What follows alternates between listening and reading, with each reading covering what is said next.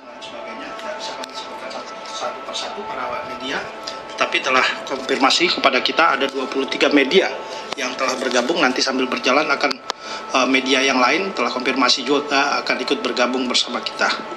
Kesempatan pertama mungkin kami berikan kepada Bu Karo Humas sebagai moderator. Silakan Bu Karo. Terima kasih Pak Kabak. Selamat siang rekan-rekan media, dan terima kasih sudah bergabung dalam kegiatan refleksi akhir tahun 2021 Kementerian ATR BPN. Semoga kita semua diberikan kesehatan dalam melaksanakan tugas.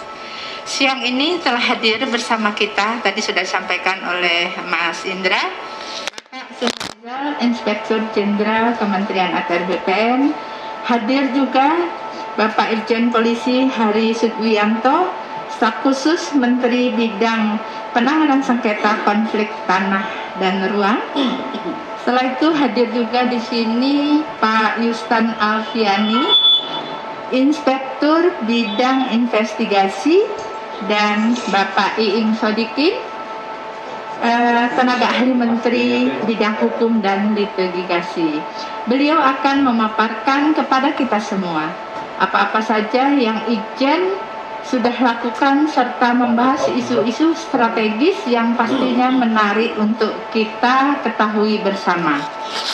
Sebagaimana kita ketahui, Irjen Kementerian ATR BPN mempunyai tugas untuk menyelenggarakan pengawasan intern di lingkungan Kementerian ATR BPN sesuai dengan ketentuan peraturan perundang-undangan. Selain itu, mewujudkan good governance dalam rangka mendukung pencapaian sasaran pokok pembangunan nasional melalui peningkatan peran aparat pengawasan internal pemerintah, yaitu APIP, dalam optimalisasi sistem pengendalian intern pemerintah atau SPP. Tanpa berpanjang kata, mari kita simak paparan Bapak Irjen yang selanjutnya akan kita ikuti dengan tanya jawab. Kepada Bapak Irjen kami persilahkan. Assalamualaikum warahmatullahi wabarakatuh. Salam sejahtera bagi kita semua. Om Swastiastu, Namo Buddhaya, salam kebajikan. Yang saya hormati Staf Khusus Menteri ATR BPN Bidang Penanganan Sengketa dan Konflik Pertanahan, Inspektur Bidang Investigasi, Karo Hubungan Hukum Protokol, Staf Ahli Menteri Bidang Litigasi dan Hukum, seluruh yang hadir, rekan-rekan media yang hadir melalui Zoom, dan rekan lainnya yang hadir di ruangan ini. Pada akhir tahun ini, kami ingin menyampaikan sebagai bentuk pertanggungjawaban Inspektorat, sebagaimana tadi sudah disebutkan oleh Karo Hubungan Masyarakat bahwa Inspektorat Jenderal melaksanakan tugas berdasarkan ketentuan peraturan perundang-undangan, khususnya Perpres 47 tahun 2020 tentang Kementerian ATR BPN, ATR, Perpres 48 tahun 2020 tentang BPN, kemudian Peraturan Menteri ATR BPN nomor 16 tahun 2020 tentang organisasi dan tata kerja Kementerian ATR BPN. Tentu pengawasan intern yang dimaksud adalah kegiatan yang independen dan objektif dalam rangka pengawalan terhadap tujuan Kementerian ATR BPN dalam bentuk yang dilaksanakan oleh Ijen adalah bentuknya assurance activities, yaitu audit, monitoring, evaluasi, dan dalam bentuk consulting activities, yaitu consulting itu sendiri melakukan pendampingan, kemudian memberikan sosialisasi terhadap unit kerja. penegasan terhadap kewenangan dan tugas dari Inspektorat Jenderal tercantum dalam internal audit charter atau piagam pengawasan internal. Rekan-rekan media, bahwa target kegiatan yang harus dilakukan pengawalan oleh Inspektorat Jenderal sebagaimana tercantum di dalam Renstra tahun 2020 sampai 2024. Antara lain terdapat beberapa kebijakan dan program serta kegiatan. Yang pertama, optimalisasi manfaat penyelenggaraan reforma agraria, terdaftarnya seluruh bidang tanah di Indonesia, terwujudnya RDTR, mewujudkan Kementerian ATR BPN sebagai pusat informasi pertanahan, terwujudnya kantor modern, optimalisasi penerimaan negara bukan pajak, serta terwujudnya standar kompetensi SDM yang profesional. Di dalam melaksanakan tugas pengawalan tersebut, maka tugas-tugas dari Inspektorat frekuensinya sangat tinggi. Oleh karena itu, tugas-tugas penanganan pengaduan masyarakat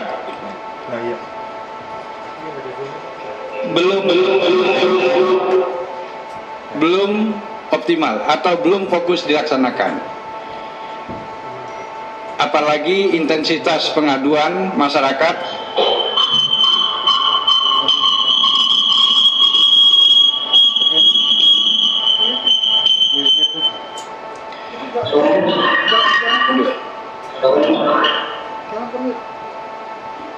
kita lanjutkan, apalagi intensitas pengaduan masyarakat baik mengenai pelayanan pertanahan maupun pengaduan tentang masalah perkara atau sengketa pertanahan semakin hari semakin meningkat. Oleh karena itu, agar fokus di dalam melaksanakan tugas-tugas terhadap pengaduan pelayanan dan pengaduan terhadap permasalahan pertanahan, maka tahun 2020 dibentuk Inspektorat Investigasi.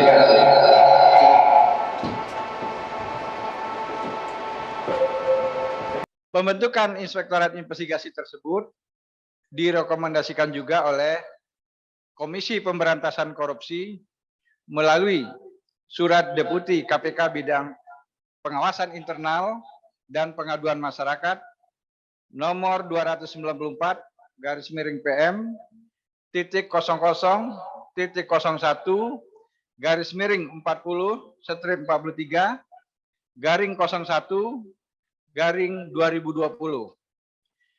Hal tindak lanjut koordinasi tim pengaduan masyarakat.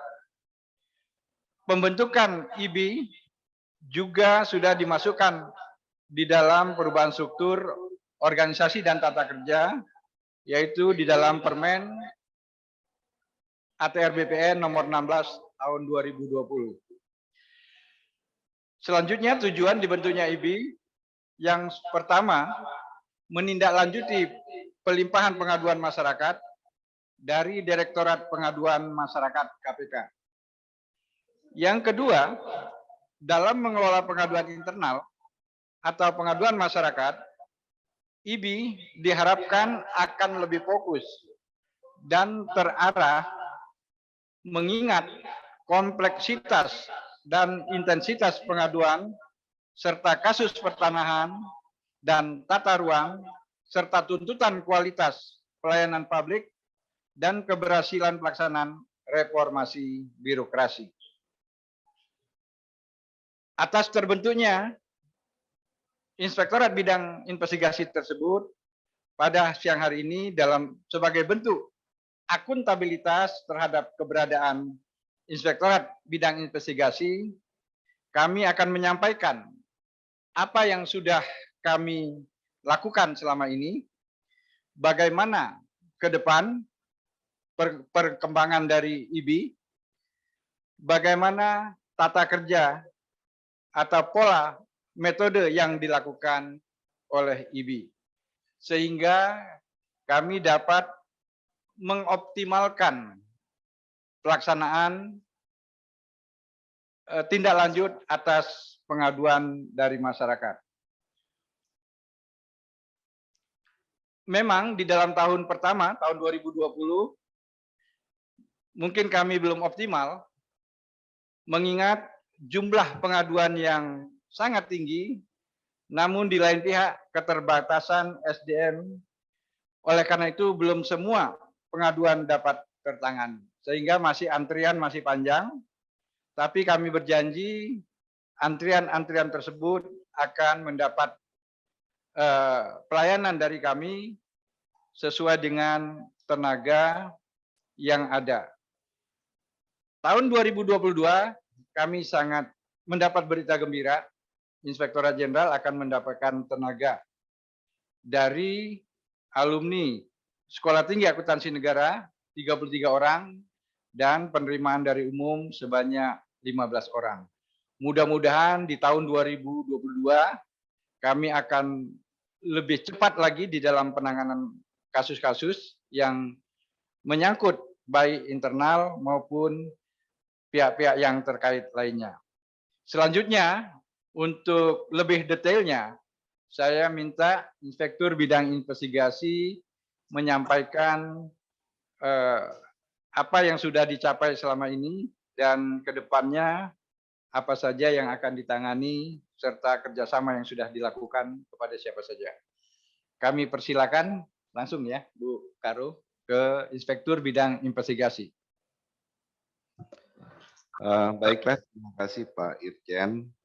Assalamualaikum warahmatullahi wabarakatuh. Salam sejahtera dan selamat siang buat kita semua.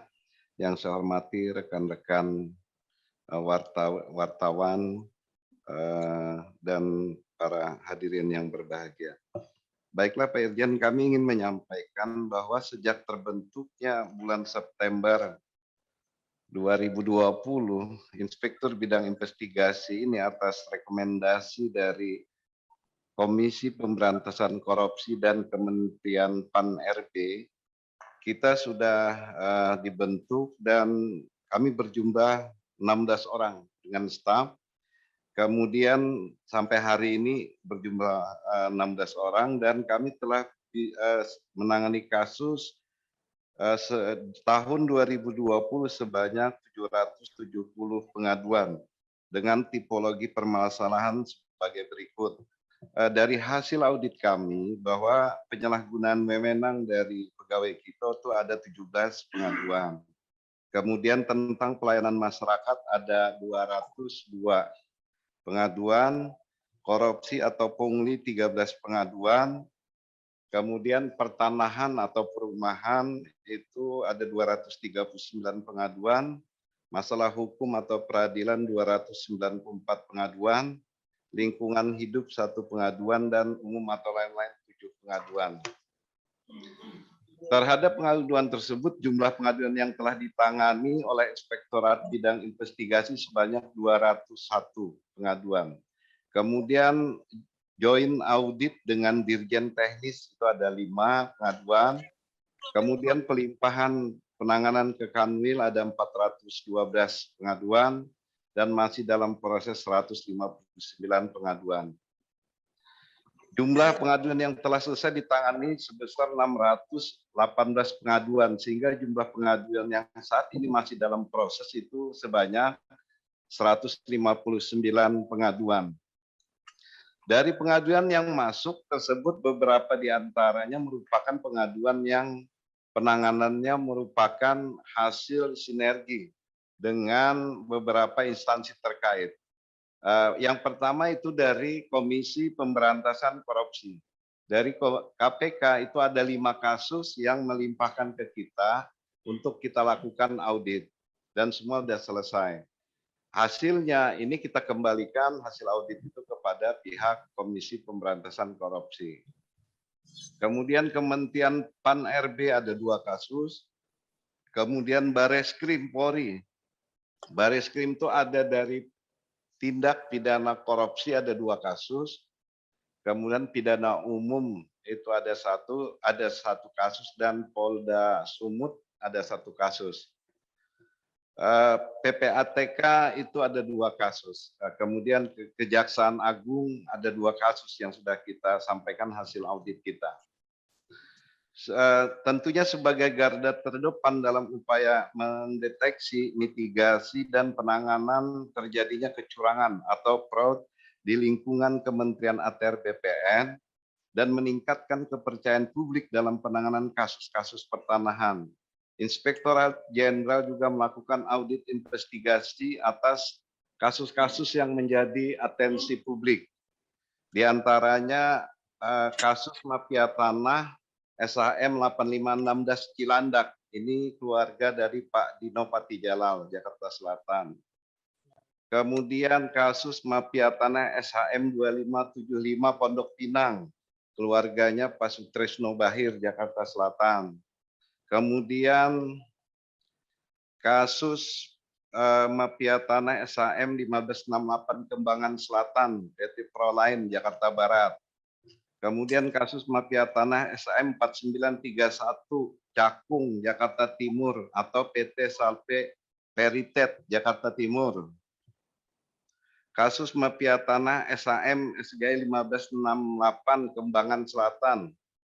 Kemudian kasus mafia tanah SHGB 06074 Duren Sawit, Jakarta Timur. Kemudian kasus mafia tanah pada gugatan aset BMN pada Provinsi Sulawesi Selatan pada sepertiga Kota Makassar. Ini kasus Inca Baharudin yang digugat di pengadilan. Kemudian kasus mafia tanah SHM 02878 Sambirejo Semarang, Jawa Tengah. Kasus mafia tanah pembatalan SHM 05922 Sekarjati, Kota Bandung, Jawa Barat.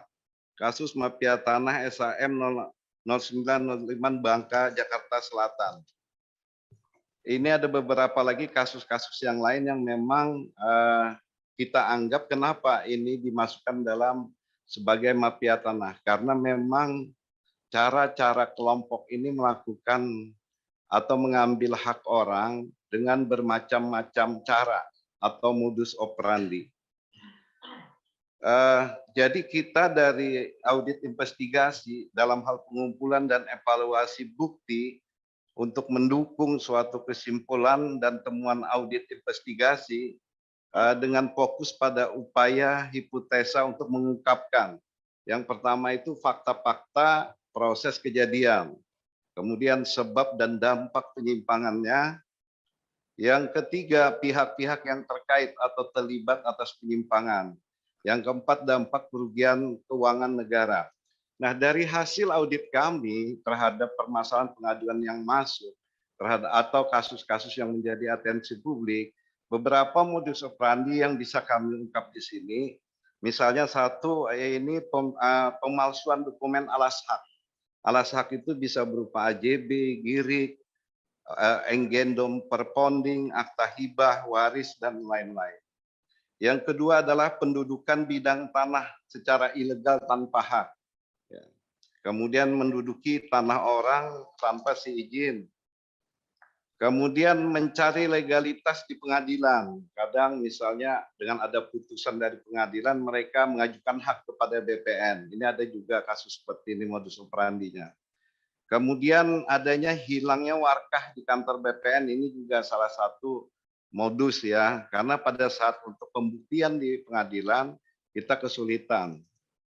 Melakukan gugatan tiada akhir, ini juga berulang-ulang supaya terutama masalah ganti rugi ini. Jadi orang mau dapat ganti rugi karena ada gugatan harus menunggu dulu. Memanfaatkan kepala desa atau oknum BPN, ini juga banyak terjadi rekan-rekan sekalian. Kemudian sertifikat pengganti, ini juga banyak dimanfaatkan oleh para mafia atau kelompok kejahatan yang sering terjadi terutama di Jakarta dan sekitarnya. Kemudian melakukan gugatan dengan menggunakan alas hak palsu.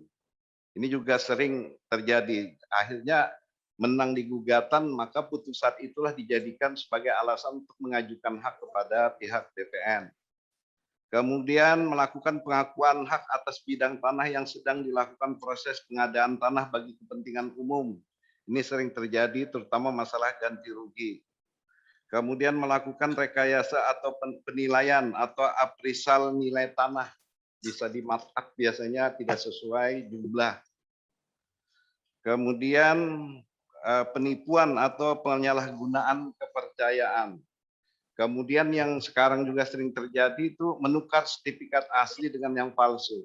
Dengan bermacam-macam alasan meminta kepada pemilik sertifikat dengan alasan untuk pembuatan AJB atau PPJB, tapi sebenarnya beberapa sertifikat ternyata itu ditukar. Itu ada juga terjadi terhadap kasus ini. Kemudian perlu kami sampaikan bahwa sampai saat ini hasil dari penanganan kita bahwa sekitar 125 pegawai yang sudah kita lakukan tindakan disiplin ya. Baik kalau kita lihat klarifikasinya, hukuman disiplin berat atau ada 32 orang. Hukuman disiplin sedang ada 53 orang dan hukuman disiplin ringan 40 orang. Kemudian selain dari pegawai kita yang melakukan kesalahan yang mendapatkan hukuman, kita juga masuk kepada PPAT. Karena PPAT ini menjadi tanggung jawab Kementerian ATR.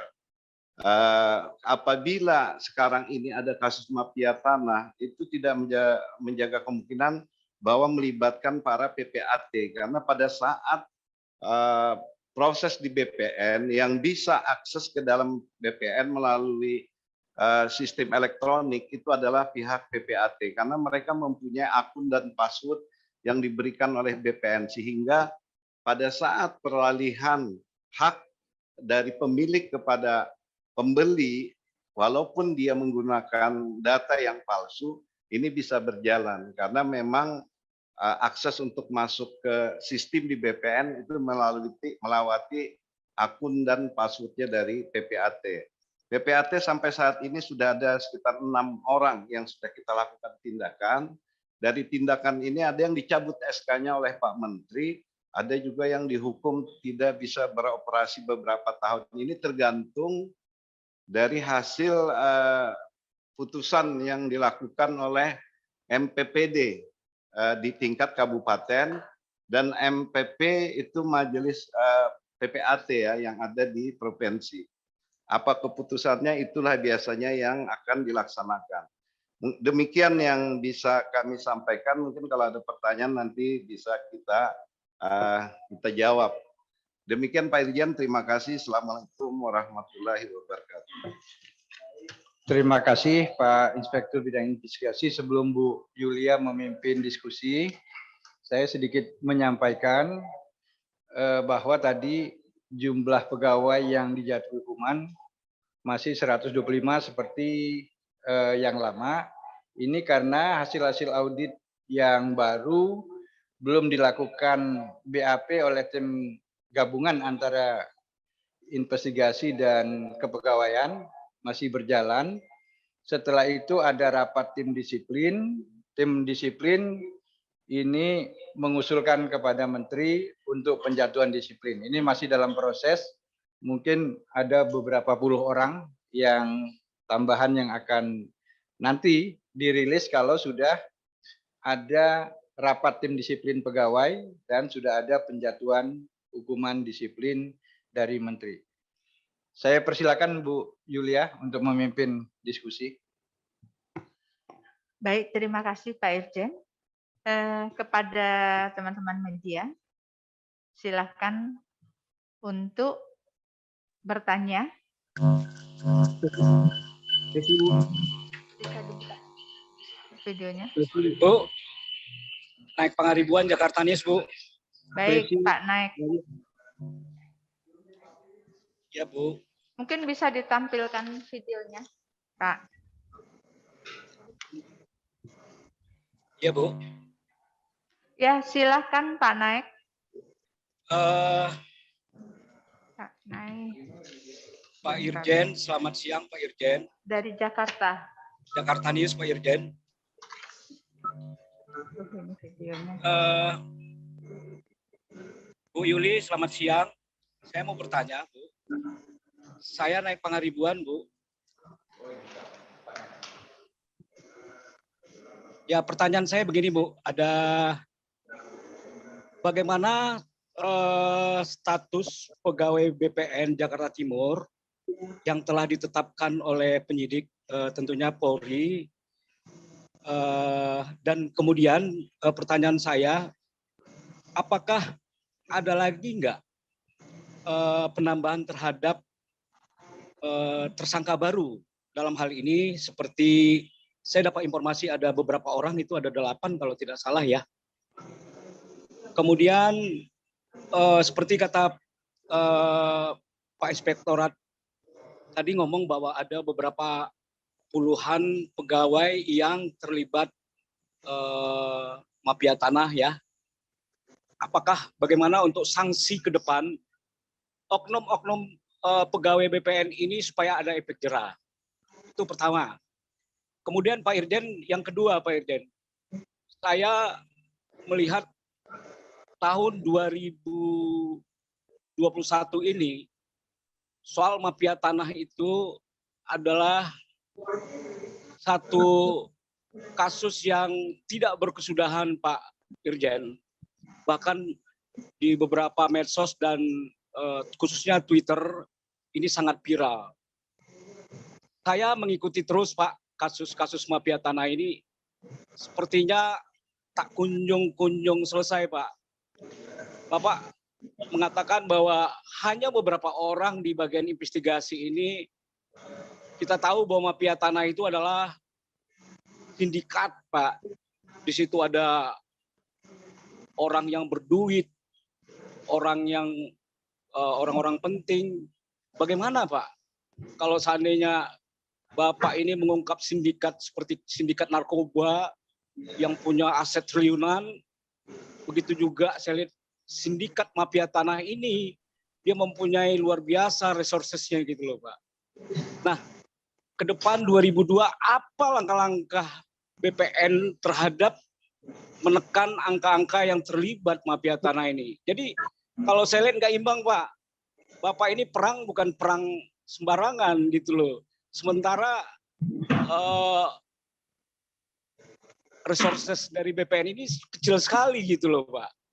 Nah, kemudian pertanyaan saya, Pak, saya punya pemikiran begini, Pak. Apakah BPN ini mau nggak mendorong supaya ada peradilan tanah gitu loh, Pak. Jadi seperti ini kan extraordinary saya lihat, Pak. Sudah luar biasa seperti korupsi, Pak. Saya usulkan bagaimana BPN ini mendorong DPR supaya membuat undang-undang peradilan tanah gitu loh, Pak. Terima kasih, Pak. Saya naik Pangaribuan dari Jakarta News. Terima kasih, Pak. Baik. Kami minta 2 lagi dari teman-teman media. Dari siapa? Sebutkan, Acil, Pak. Bu. Acil kabarnotariat.id. Pesi dari RRI, Bu. Oh, Pak siapa? Pesi dari RRI. Oh, Pak Pesi dari RRI. Ya, ya, Bu. Oh ya, silakan Pak Pesi. Baik, terima kasih Bu Yuli. Selamat siang Pak Irjen dan Pak Direktur. Perkenalkan, nama saya Pesi dari RRI. Tadi saya sudah mengikuti paparan yang disampaikan oleh Pak Irjen dan juga Pak Direktur.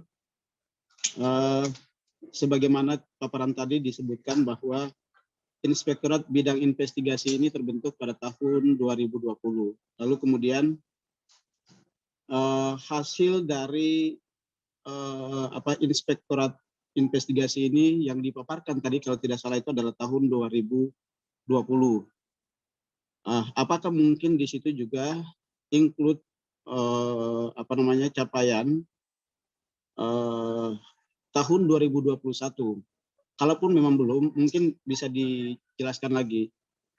Tahun 2020 sekian kasus atau sekian pengaduan yang ditangani oleh Inspektorat Bidang Investigasi, dan kemudian tahun 2001 juga berapa. Itu yang pertama. Kemudian yang kedua, tadi disebutkan bahwa terbentuknya Inspektorat Bidang Investigasi ini adalah bagian dari rekomendasi dari Komisi Pemberantasan Korupsi dan Kemenpan RB. Mungkin bisa disampaikan apakah dari kasus-kasus yang sudah ditangani oleh inspektorat ini, misalnya tadi itu terkait dengan pungli dan juga kasus hukum. Sebagaimana kita ketahui ada beberapa kasus yang memang sudah ditangani oleh pihak kepolisian. Dalam hal ini ada Bareskrim, kemudian Polda Metro Jaya. Tetapi apakah juga kasus yang ditangani oleh Inspektorat Bidang Investigasi ini berdasarkan hasil audit yang dilakukan, apakah memang ada kasus yang ditangani oleh Komisi Pemberantasan Korupsi? Itu kedua. Kemudian yang ketiga, soal PPAT. PPAT kalau kita bicara bahwa kasus mafia tanah ini juga tidak terlepas dari peran dari PPAT sendiri. Oleh karena itu memang Pak Menteri berkali-kali sudah menegaskan bahwa PPAT akan dilakukan pengawasan secara ketat. Nah, untuk tahun 2022 mungkin bisa dijelaskan Pak Irjen ataupun Pak Direktur, bagaimana proses pengawasan yang akan dilakukan oleh PPAT pada tahun 2022 nanti. Nah, itu mungkin bisa dijelaskan, karena kalau kita tahu bahwa kasus mafia tanah dari tahun ke tahun itu tidak pernah berhentinya. Siapapun menteri, pasti kasus mafia tanah akan selalu muncul. Tetapi kemudian publik berharap bahwa dengan terbentuknya Inspektorat Bidang Investigasi ini paling tidak akan menekan kasus-kasus mafia tanah. Demikian, itu saja pertanyaan saya. Terima kasih, Bu Yuli. Baik, terima kasih Pak Pesi. Satu lagi. Bu, Acil, Bu. Oh, Acil dari Kabar Notariat. Silakan Pak Acil. Terima kasih Bu Karo. Assalamualaikum, selamat siang. Pak Irjen, selamat siang dan beserta jajarannya. Saya ingin bertanya mengenai satu, kembali ke berkaitan dengan pengawasan terhadap PPAT seperti rekan-rekan lain yang tadi yang ngomong. Menteri ATR Kepala BPN telah mengeluarkan Permen 2 tahun 2018 dengan yaitu tentang Majelis Pembina dan Pengawas PPAT. Sini sampai sekarang sudah berjalan 3 tahun Pak, tapi lembaga ini saya lihat fungsinya sangat kurang walaupun telah menyentuh ke berbagai tingkatan daerah dari wilayah maupun kota atau kabupaten dan langsung dipimpin oleh Kementerian ATR BPN. Untuk kedepannya bagaimana nih Pak untuk mempush lagi lembaga ini untuk menjalankan tugasnya? Karena saya lihat PPAT ini juga banyak sekali melakukan kesalahan-kesalahan yang tidak sesuai dengan protap pada 37 PP 3798. Itu saja Pak. Terus yang kedua masalah kembali ke kerjasama antara inspektorat dengan lembaga lain yaitu KPK dan Pan RB yang telah melakukan rekom. Kedepannya ada Pak kerjasama yang akan dilakukan inspektorat khususnya dengan lembaga-lembaga tersebut yang berhubungan dengan kinerja internal maupun eksternal di kementerian. Terima kasih Bu Karo, itu saja. Baik, terima kasih kepada Pak Irjen, kami persilakan Pak untuk menanggapi. Baik, terima kasih Pak Naik, Pak Pesi, dan Pak Acil. Akan kita jawab mungkin beberapa lebih detail ya. Untuk yang kasus Jakarta Timur ini detailnya saya minta Pak Irwil untuk menyampaikan bagaimana siapa saja yang terkait sehingga dari 8 orang apakah masih ada lagi yang akan selanjutnya diproses hukum lebih lanjut. Silakan Pak Irwil. Terima kasih Pak Irjen. Baiklah Pak Naik dari Jakarta News, bahwa bagaimana status pegawai BPN Jakarta Timur yang ditetapkan oleh penyidik Bareskrim. Apakah ada lagi tersangka yang lain?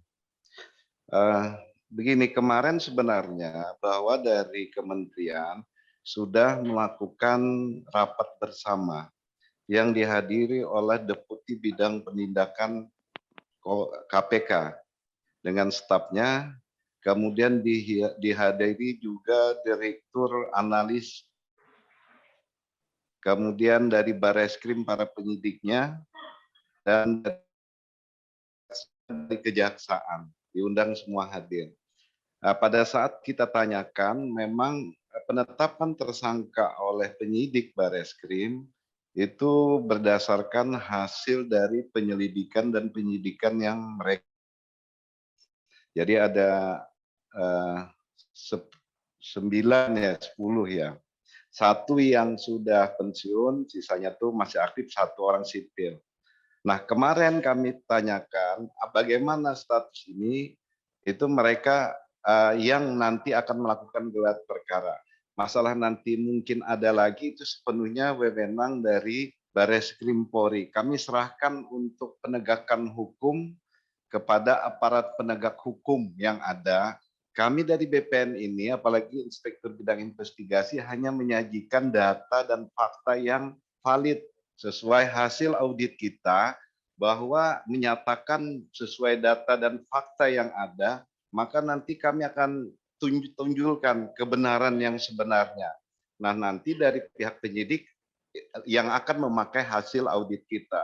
Karena salah satu hasil audit itu adalah bisa sebagai alat bukti tertulis dalam hal proses hukum, hasil audit kita apabila dipakai oleh penyidik.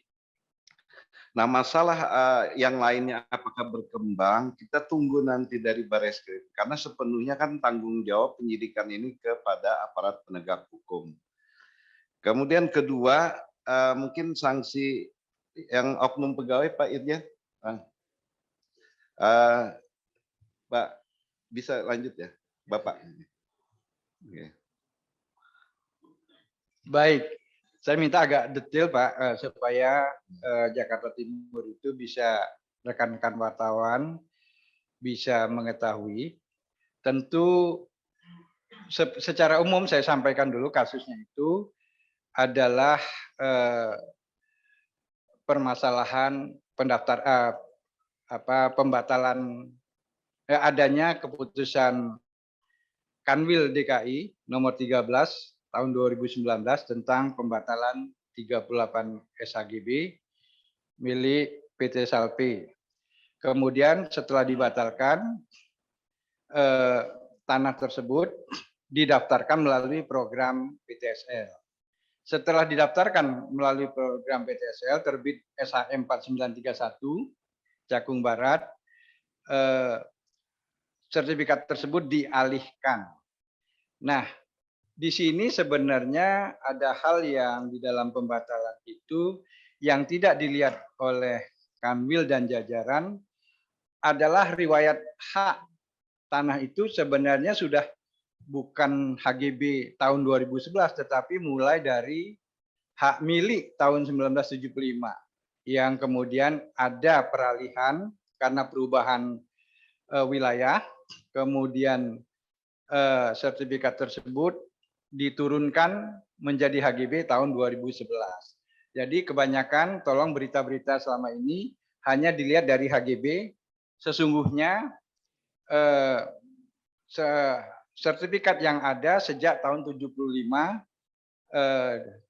terhadap pengakuan hak ya menjadi hak milik atas nama James Daniel Tabaluyan. Nah, kemudian terhadap sertifikat tersebut yang sudah dari hak milik tahun 75 diturunkan tahun 2011 menjadi hak milik, kemudian tahun 2017 ada yang memohonkan, ya, yang memohonkan untuk program PTSL tentu ditolak karena sudah ada sertifikat HGB sebanyak 38. Oleh karena ditolak, maka si permohon Abdul Halim itu mengajukan pembatalan. proses ini diproses oleh Kakanwil bulan Februari, permohonan pembatalan dilakukan tanggal 30 itu hanya berdasarkan keterangan kepala desa yang mengatakan di wilayah yang baru bahwa GIRI itu tidak ada. Padahal itu adalah perpindahan dari dulunya dari Bekasi. Nah, terhadap itu, terhadap proses yang tidak proper itu dilakukan pembatalan dan diajukan berbarengan juga sebenarnya diajukan proses TUN oleh Abdul Halim dan pada akhirnya TUN itu pada putusan terakhir adalah ditolak putusan tersebut.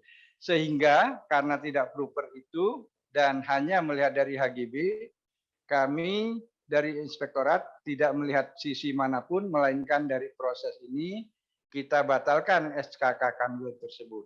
Karena apa juga? Karena bukti yang dimiliki alas hak dari Abdul Halim itu hanya 5.500, padahal yang diajukan sebesar 7.700 sehingga tidak sesuai. 77.000 ya.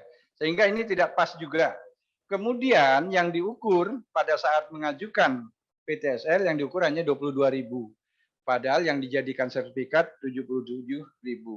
Atas dasar yang diukur 22.000 itu oleh KJSKB, oleh oknum-oknum yang 8 tadi, dibuatlah di quality control menjadi 77.000 dipaksakan. Dan gambar ukurnya menjadi 77.000, bukan 22.000 yang diukur di lapangan.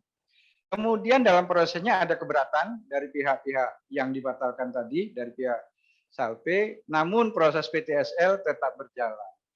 Akhirnya pada tanggal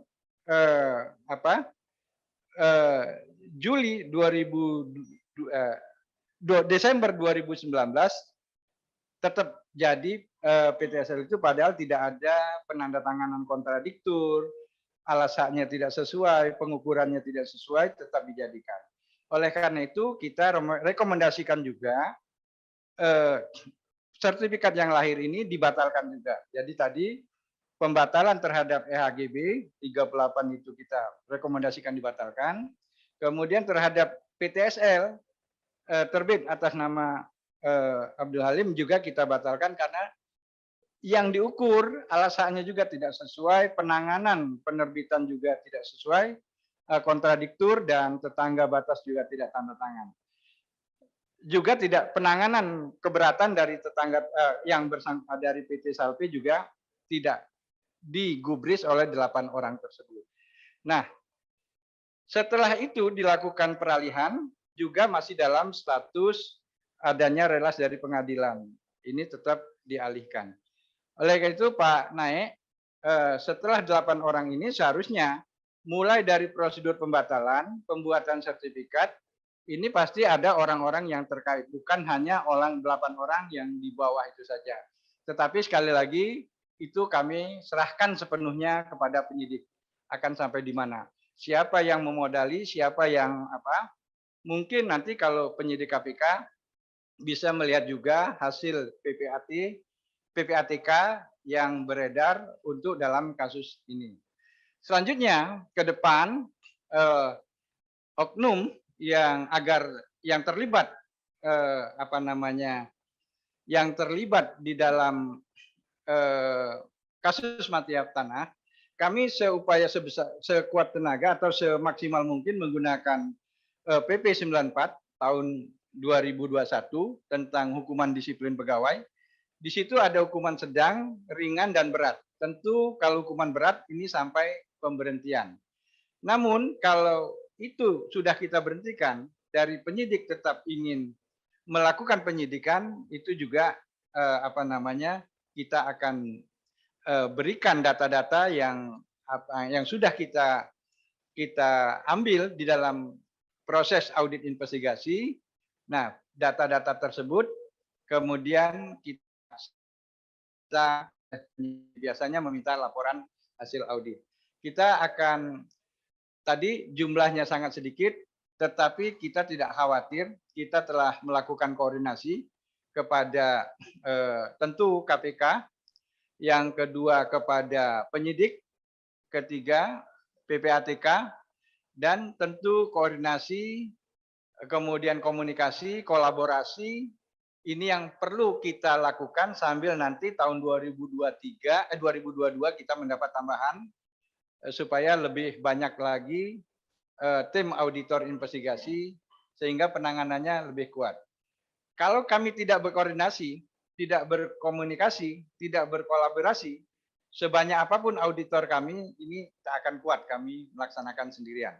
Ini mewajibkan kami bekerja sama dengan lembaga-lembaga penyidik dan lembaga lainnya, tentu di dalam rangka penuntasan kasus-kasus mafia tanah. Memang selama ini penuntasannya lama sekali. Setelah audit, kita rekomendasi pembatalan.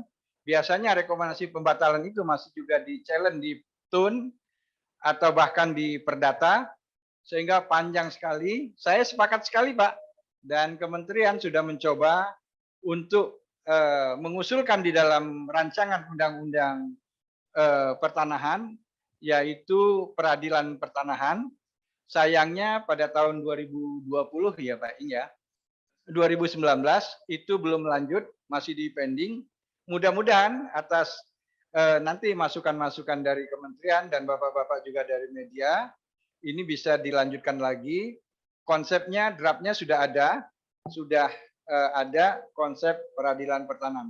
Namun ini tidak mudah, mungkin nanti akan berkoordinasi juga dengan Mahkamah Agung dan lain-lain agar konsep ini bisa bisa dilanjutkan menjadi undang-undang.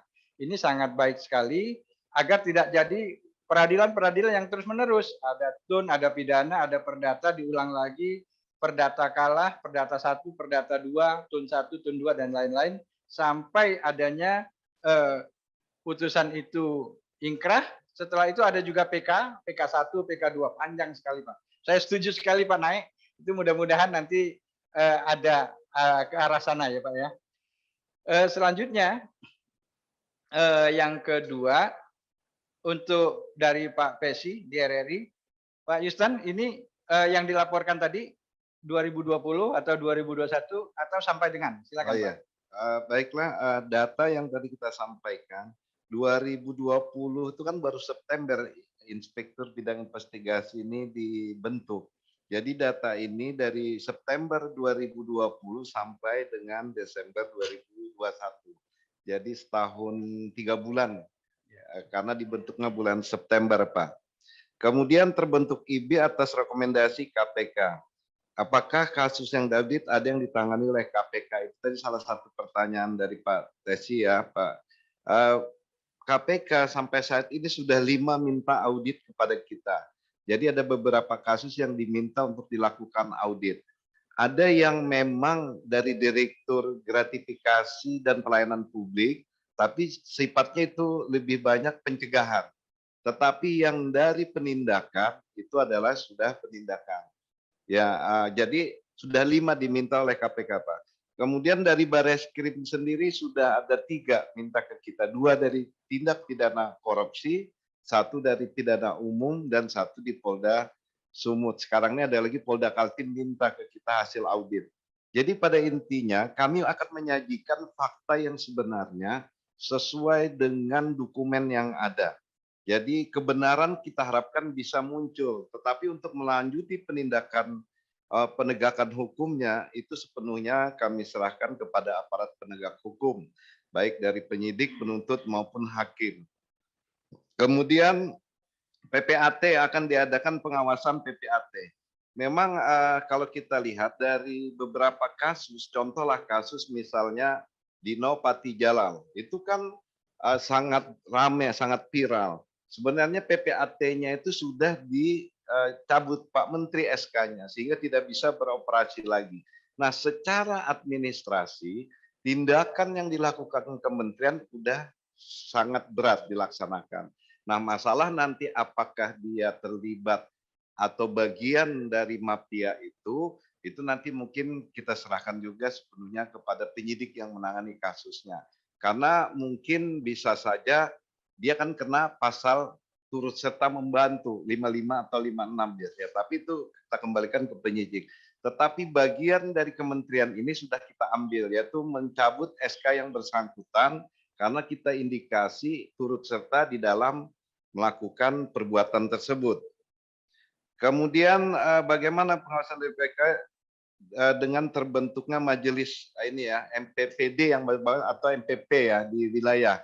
Memang biasanya setelah kita audit, ternyata ada kita temukan indikasi bahwa PPAT tersebut terlibat atau menjadi bagian dari permasalahan itu, maka kami segera membuat rekomendasi kepada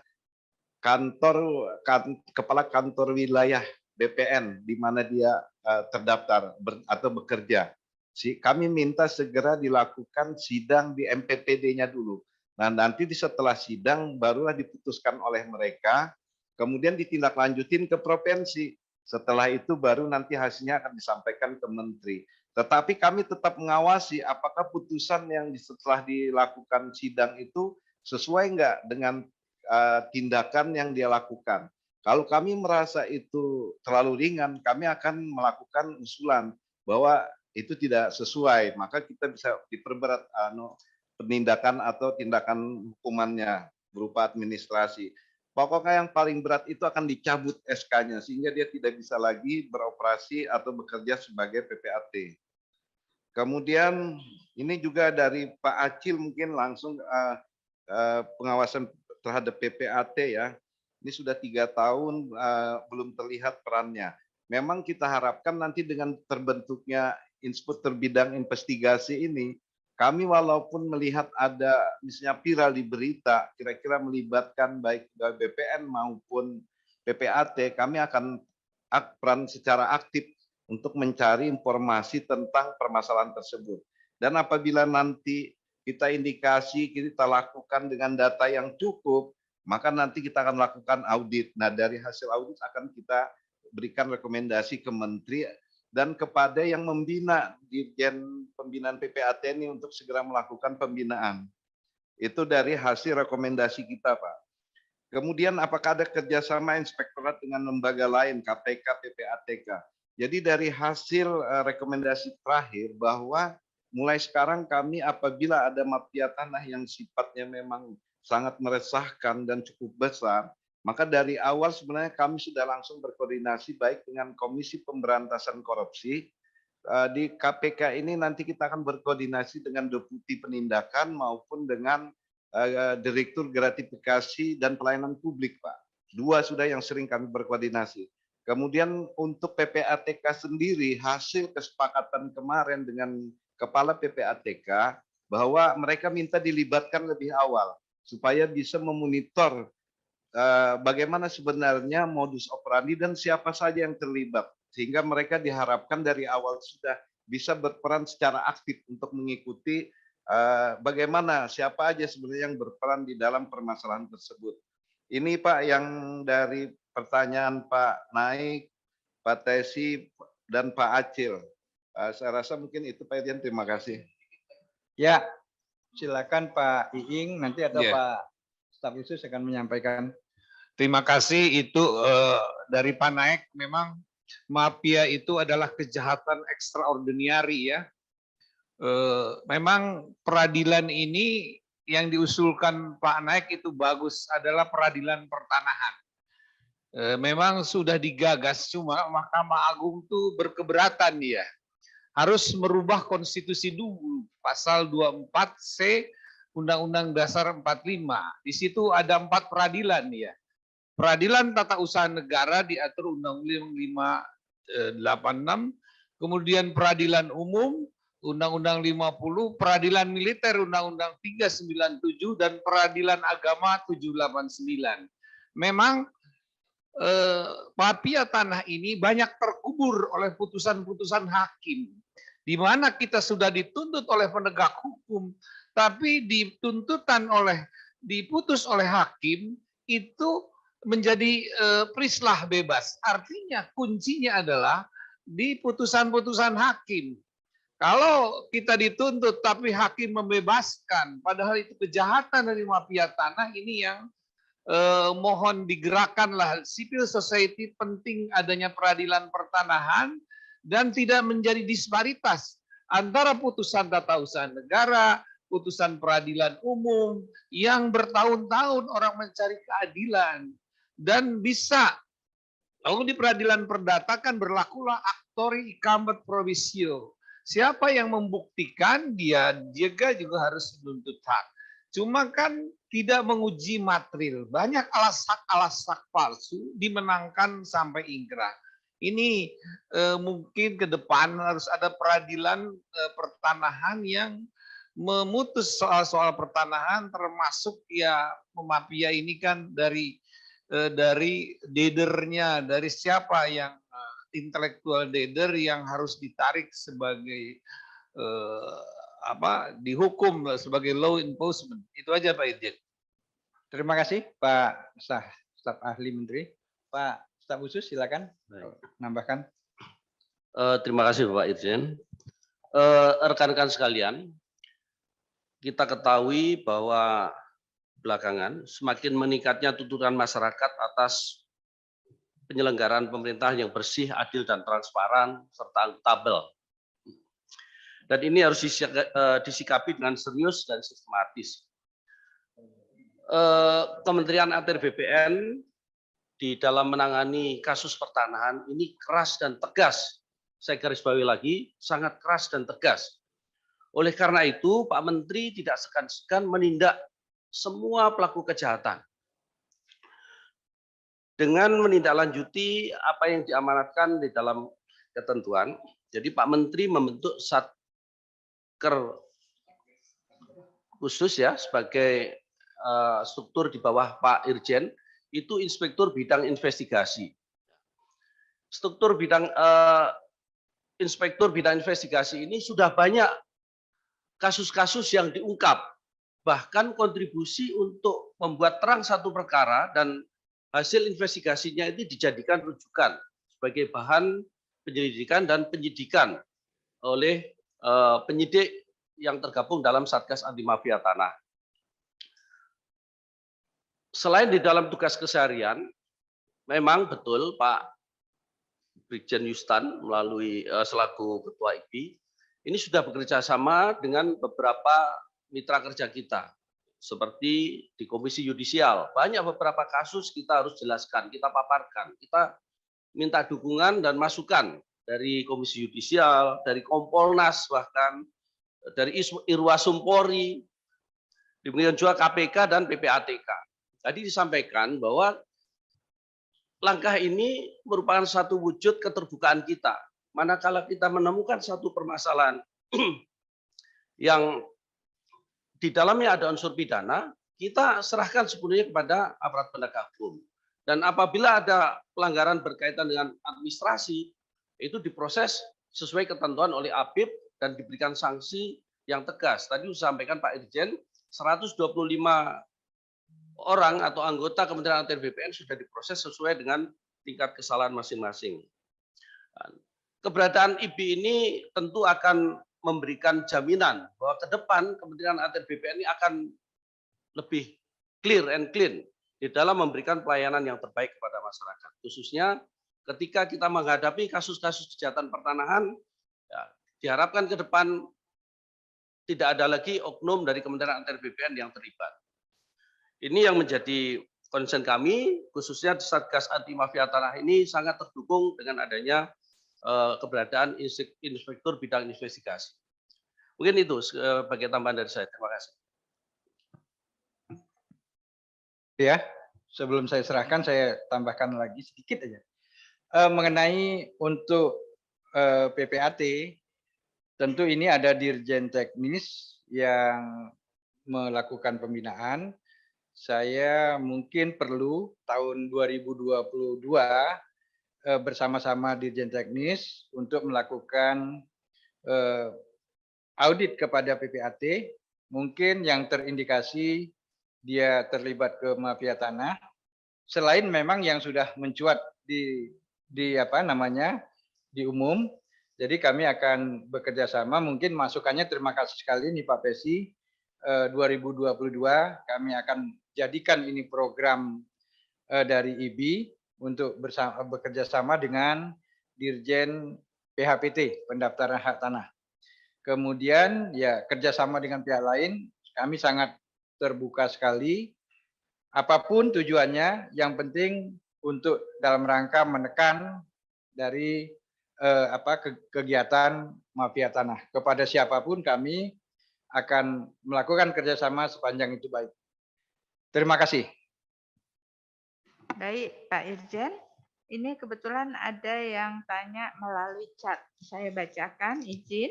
Dari Business Today, dari Pak Tito. Mohon tanya, hingga akhir 2021, berapa banyak mafia tanah ditangkap? Dan nilainya sebesar berapa? Pada tahun 2022, apa target Kementerian ATR BPN dalam memberantas mafia tanah? Pertanyaan kedua dari wartawan JPNN, Bapak Tito. JPNN, Bapak Tommy. Izin bertanya, kemarin hari Kamis tanggal 30 Desember, Polres Jakarta Pusat 10 orang sindikat mafia tanah. Salah satu yang terlibat adalah Camat Kasemen selaku PPATS dan petugas ukur BPN Serang. Sehingga bisa terbit 7 sertifikat di atas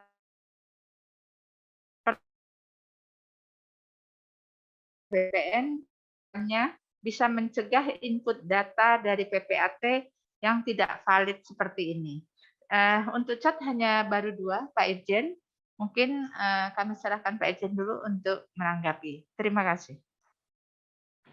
Baik, dari mana Bu tadi? Dari Business Today. Nanti mungkin Pak Ing ya menambahkan ya bahwa kita untuk mafia tanah ini sudah banyak sekali. Tadi dibacakan oleh Pak Ibi, ada dari di Medan kasus Tamin Soekardi ya Pak.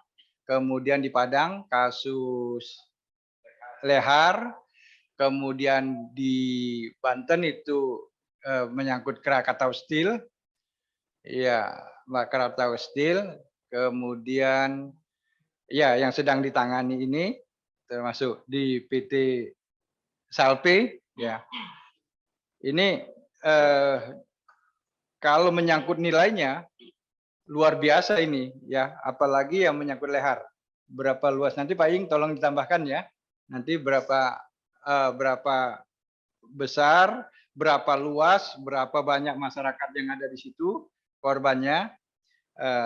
Mungkin ini bisa ditambahkan oleh Pak Iing nanti ya. Kemudian kalau tahun 2022 ya tentunya targetnya kita menuntaskan yang kasus-kasus mafia tanah yang masuk ya.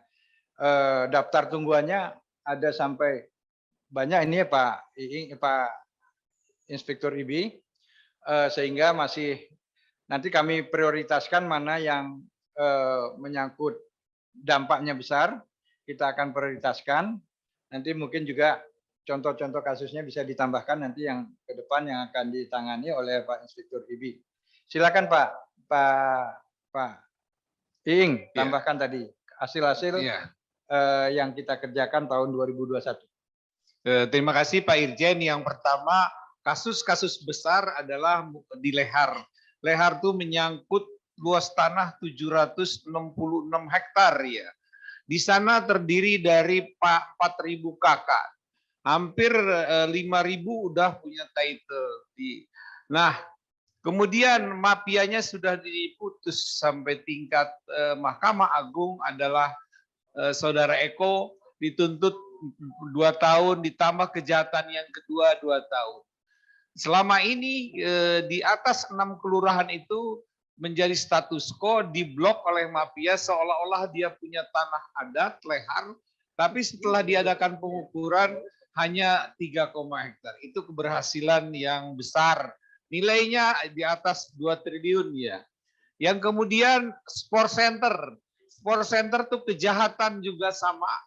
Dia menggugat atau tanah 330 hektar sudah ditetapkan tersangka 2 dan diputus lurah, kemudian 2 orang lainnya diputus sampai tingkat kasasi.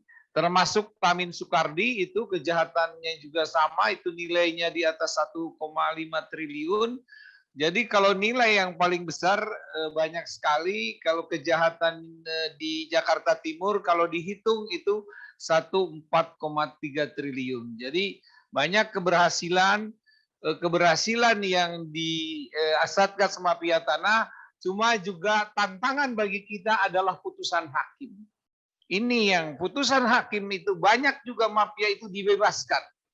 Jadi kita sampai penegak hukum sudah menuntut sampai P21, tapi kenyataannya hakim itu banyak membebaskan. Padahal terang benderang kejahatan yang dilakukannya. Ini memang tugas berat adanya peradilan pertanahan yang supaya kan putusan itu kan ya bermacam-macam, ada putusan tun, putusan peradilan umum, disparitas, dan inilah banyak kejahatan-kejahatan pertanahan itu dikubur oleh putusan hakim yang sangat kontroversial dan kita adukan ke KY. Artinya penting suatu kerjasama, sinergitas antara penegak hukum, artinya KPK, PPATK, kemudian Bareskrim, dan hakim. Hakim itu dia kan independensi, tapi banyak putusan yang kontroversial dan kita mengadu kepada KY. Memang KY ini kan kesusahan, kan dia berdasarkan Tuhan yang Maha Esa. Ini tugas berat dan inilah mohon dukungan dari para wartawan, civil society. Bagaimana ke depan ini kejahatan ini kan harus kita tindak, harus kita berantas. Tapi kalau putusan hakim dia berpihak kepada kejahatan, inilah yang kita harus bangun dari civil society supaya sampai ke akar-akarnya mafia itu, termasuk ya siapa pendananya. Aktor intelek dader itulah yang kita tuju, Kak. BPN ada bagian, tapi itu juga dia korban daripada kejahatan yang diiming-iming oleh seorang mafia. Terima kasih, Pak Ejen. Baik, mungkin saya akan ini dapat angka konkretnya. Angka konkretnya yang ditangani oleh Satgas Mafia Tanah selama 4 tahun, dan tentunya IBI berperan di 2 tahun terakhir. Dari 4 tahun ini kita sudah menangani 244 kasus, atau di dalam target per tahunnya karena menyesuaikan dengan kondisi 61 target kasus mafia tanah, sehingga selama 4 tahun ini sudah 244 yang kita tangani. Yang terpenuhi aspek pidana P21 80 kasus, yang sudah vonis 25 kasus, sisanya masih dalam sidik dan lidik. Termasuk juga di dalamnya proses pembatalan sertifikat ada 58 kasus. Itu konkretnya jumlah yang kita tangani berdasarkan program kerja yang ada di Satgas Mafia Tanah. Selanjutnya untuk dari JPNN, ya ini kita sudah berkoordinasi juga. Kasus ini masih dalam pengembangan dari Polres Jakarta Pusat. Kita sudah berkoordinasi, tentunya kita sedang menunggu apa peran-peran dari masing-masing ini, camat, petugas ukur, atau petugas lainnya di BPN. Tentunya Afib juga ingin berperan di sini, sehingga apa yang terjadi sesungguhnya akan terlihat pada saat nanti Afib melakukan audit investigasi di kasus ini. Kemudian kita akan lihat peran masing-masing, tentunya akan terungkap nanti siapa melakukan apa. Nah, mengenai ATR BPN untuk mencegah seperti kasus-kasus mafia tanah, sebenarnya Bapak Ibu sekalian, kita sudah mendengar program dari ATR BPN, yaitu untuk mendaftarkan seluruh bidang tanah. Nah, di pendaftaran seluruh bidang tanah ini, kita ingin mendudukkan setiap bidang tanah, dan setiap bidang tanah ini harus mempunyai nomor induk bidang tanah, dan harus memiliki titik koordinat. Sehingga akan susah ada dua bidang tanah apabila dia akan dilandingkan di koordinat yang sama, di NIB nomor induk bidang tanah yang sama. Oleh karena itu, percepatan pendaftaran tanah dan perbaikan dokumen, warkah, buku tanah, surat ukur, dan lain-lain ini kita segera validasikan supaya tidak ada celah bagi baik internal maupun dari luar untuk melakukan pemalsuan dokumen kalau ini nanti sudah divalidasi dan sudah dilakukan alih media dari manual ke digital. Proses ini sedang berjalan di beberapa kantor untuk validasi ada yang sudah sampai 90%, tetapi untuk validasi persil, buku tanah, surat ukur dengan ini kesamaan ini dan terpetakannya ini masih dalam proses, masih di bawah yang dicapai oleh validasi buku tanah.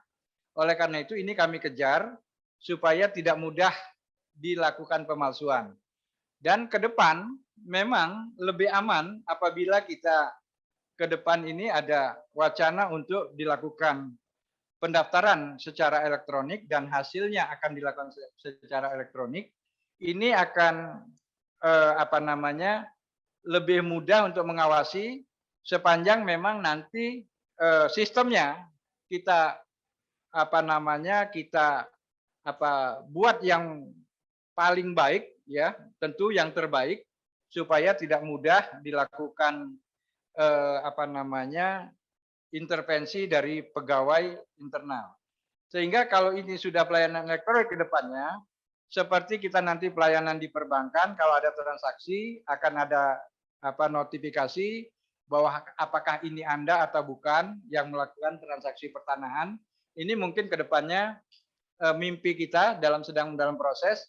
Intinya perbaikan buku tanah, warkah, dan persil bidang ini sangat penting dan ini sedang dilakukan selama ini. Dan bagi kantor-kantor yang sudah bisa melakukan ini secara lurah kelurahan, desa demi desa, dan kecamatan serta kota secara penuh, ini tentunya datanya akan lebih sulit untuk dipalsukan. Saya pikir itu, Bu Yulia. Pak Yustan, masih ada yang mau tambahkan? Baik, Pak Irjen. Rekan-rekan media, apakah masih ada yang ingin ditanyakan?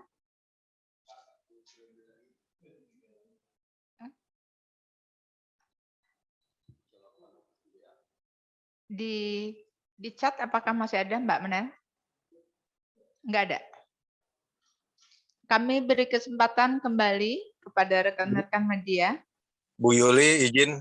Ya, dari mana Pak? Silakan. Agraria Today. Oh, majalah Agraria, Pak Raja Asti. Silakan, Pak. Ya. Assalamualaikum warahmatullahi wabarakatuh. Semoga kita dalam keadaan sehat semua.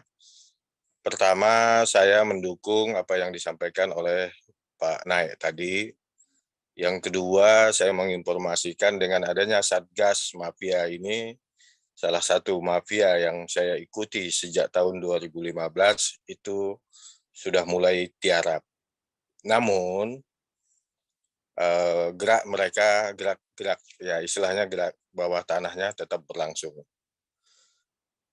Apa yang mau saya sampaikan bahwa diduga tadi Pak Ijen menyampaikan apakah ada pemodal asing. Dari data-data yang kami punya yang sejak tahun 2015 itu ada pemodal asing, diduga ada pemodal asing. Dokumennya juga ada. Nah, izin apakah bisa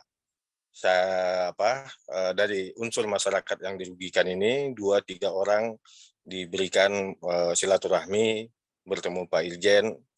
Saya yakin data-data ini sangat tumpang tindih, dan saya yakin juga bahwa data-data yang dipunyai oleh Kementerian ATR BPN itu hampir sama. Seperti ada lembaga hukum yang menyatakan itu betul, ada lembaga hukum yang menyatakan itu tidak betul. Saya rasa ini banyak dokumen-dokumen yang sudah dimiliki Kementerian ATR BPN. Namun dengan adanya bisanya nanti bertemu perwakilan dari masyarakat yang dirugikan ini bisa menambah bahan Kementerian ATR BPN untuk melakukan investigasi secara menyeluruh. Demikian aja Bu Yulia, terima kasih. Baik, terima kasih Pak Raja Asdi. Selanjutnya, rekan media selanjutnya.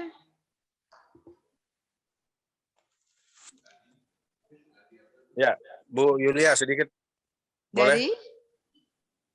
Agraria tadi ada tertinggal sedikit. Ada tambahan. Silakan Pak. Ya, sedikit aja. Secara informal hal ini saya sudah komunikasikan dengan Pak Indra Kabak ya, secara informal. Setelah saya informasikan, saya ke tempat kantor itu sekarang mereka sudah tiarap dan kantornya sudah pindah. Nah, nanti dokumennya juga bisa disampaikan oleh masyarakat yang dirugikan itu. Demikian aja Bu Yulia, terima kasih. Baik, terima kasih. Selanjutnya, rekan media lain, ada yang ingin ditanyakan? Siapa?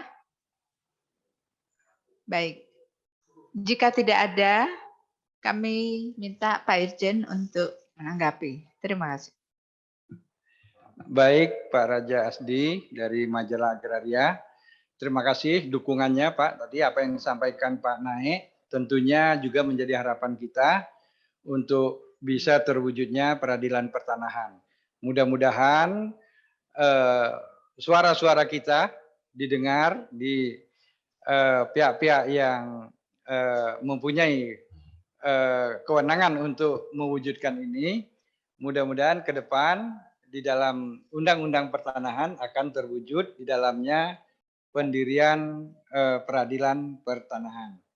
Kemudian ya mengenai mafia ini yang selama ini kami tangani, kita bekerja sama dengan PPATK yang kami temui pemodalnya masih orang-orang ya kalau menurut saya masih kategori WNI gitu ya. Mungkin dia mendapatkannya dari luar bisa jadi ya kategori WNI walaupun WNI-nya bagaimana yang jelas masih WNI dan ini kita selalu disuplai oleh PPATK termasuk kasus yang terakhir ini sebenarnya dengan gampang sekali itu kalau ditangani oleh KPK ya siapa yang mendapatkan apa bisa diketahui karena itu kami tidak khawatir walaupun mendapat serangan-serangan dari berbagai macam ya data-data itu bisa saja nanti digunakan oleh KPK atau penyidik lainnya untuk membuktikan sesungguhnya siapa yang berada di balik pendanaan mafia tanah tersebut.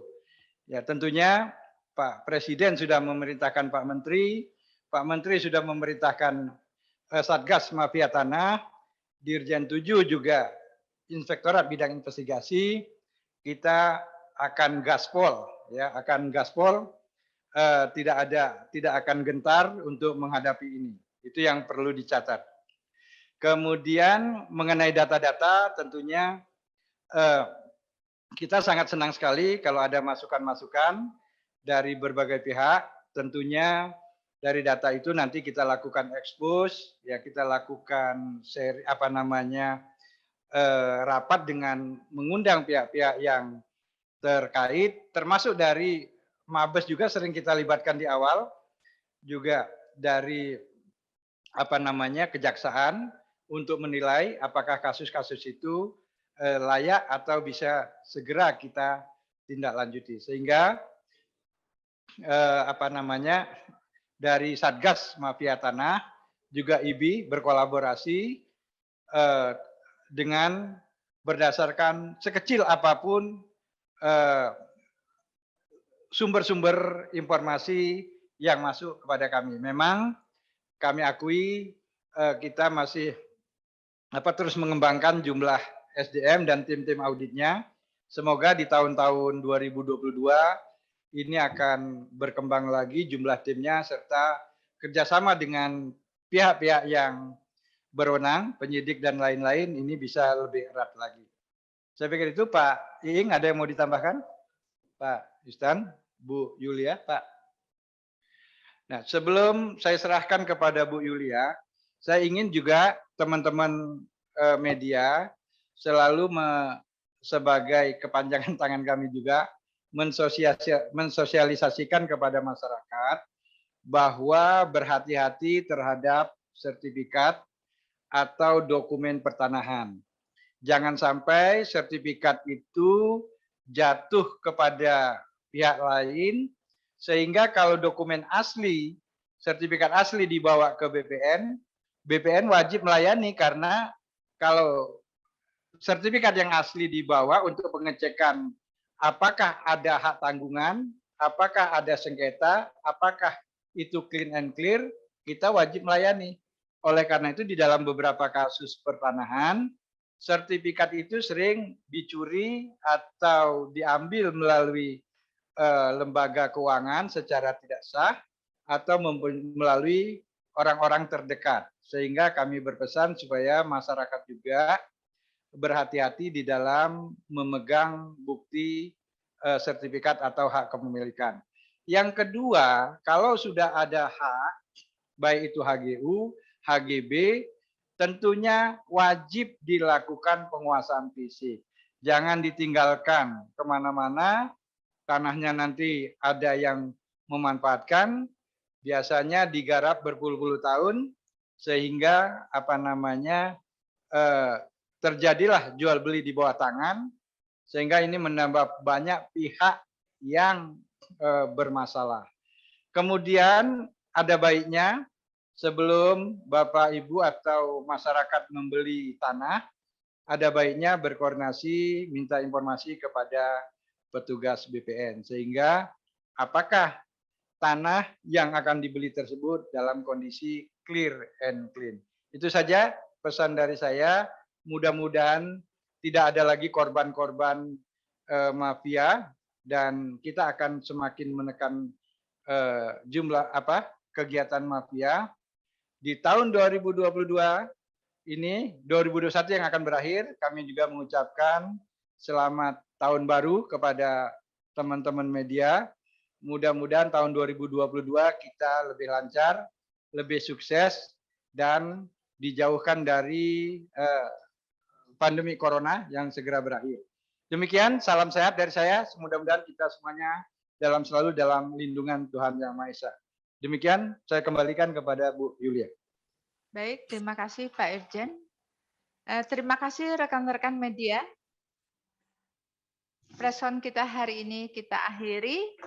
Selamat tahun baru, sampai ketemu tahun depan. Salam sehat dari kami.